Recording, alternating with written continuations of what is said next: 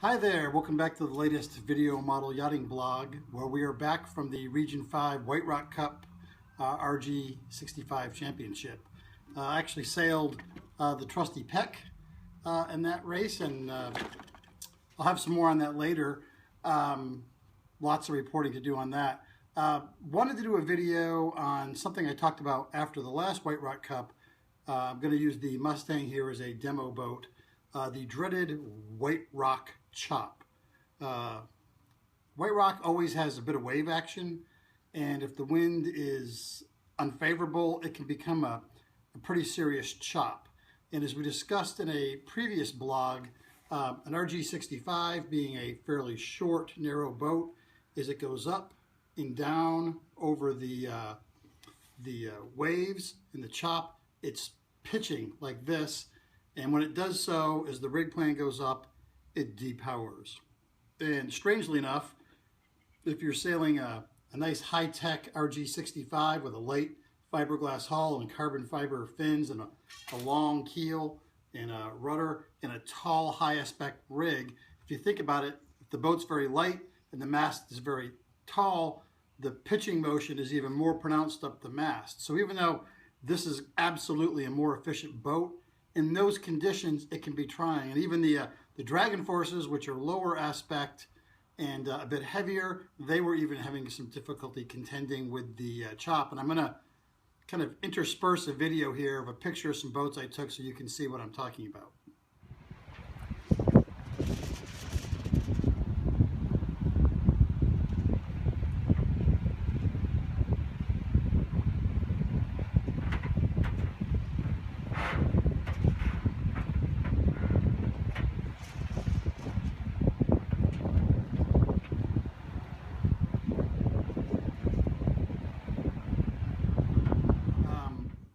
I think you see what I'm talking about, this pitching action.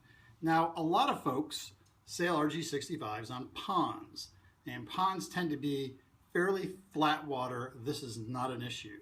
But we sail on a lake, and a lot of folks here in the States do, where there's some wind, and more importantly, some wave action. So I've kind of given a little bit of thought about how to counteract this problem. And I think what I'm going to do in the future is a couple of things. The high aspect rig is absolutely more efficient, but the taller the mast is, the more pronounced this whipping motion is. So I think what I'm going to do is talk to Eric Rosenbaum, my trusty sailmaker, and take a look at a slightly lower aspect A-rig. Higher aspect than, say, a Dragon Force, but lower aspect than the high aspect rig I have now. That'll lower the mast.